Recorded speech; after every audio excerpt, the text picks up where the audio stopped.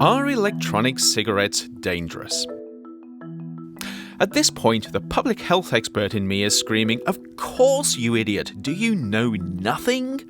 Certainly, there are very real fears that these sleek electronic tubes are hooking a new generation of kids on nicotine, and that this drug should not be considered safe and socially acceptable in any form. But, as with most things, reality is a little more complex. Electronic cigarettes are primarily designed to get nicotine into your body via your lungs without many of the downsides of conventional cigarettes. The beauty of the system is that you retain the physical experience of smoking, or vaping as it's called in this case, but without the actual smoke.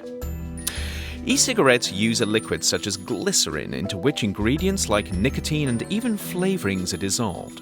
When you take a puff, this liquid is vaporized on a hot wire and forms a cloud of fine particles that, when inhaled, penetrate deep into your lungs.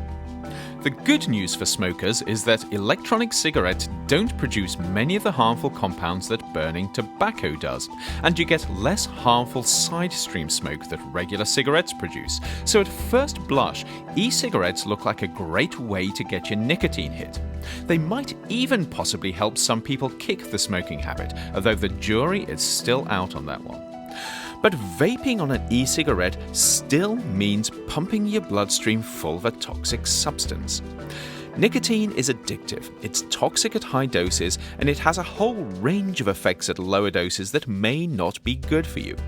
But surprisingly, there's not much known about whether the occasional vape presents a significant risk. However, when you puff on an e-cig, it's not just nicotine you're inhaling. Recent research has shown that in addition to what they're designed to do, some electronic cigarettes deliver a range of hazardous metals and other chemicals direct to your lungs with each inhale.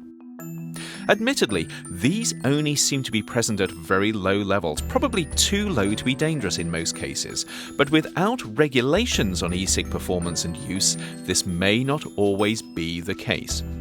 What's worse, because of these potential contaminants, even nicotine-free electronic cigarettes may be more harmful than people think if they're not regulated. That said, there's no reason why the technology can't be developed to avoid unwanted contamination. The trouble is, while agencies like the US Food and Drug Administration can potentially regulate e-cigs on the basis of their nicotine content, it's not quite so clear how much jurisdiction they have over other substances that may be in your e-puff, whether they're intended to be there or not. If you have any thoughts on electronic cigarettes and their regulation, please join the conversation in the comments. And remember to check out the additional resources in the blurb below.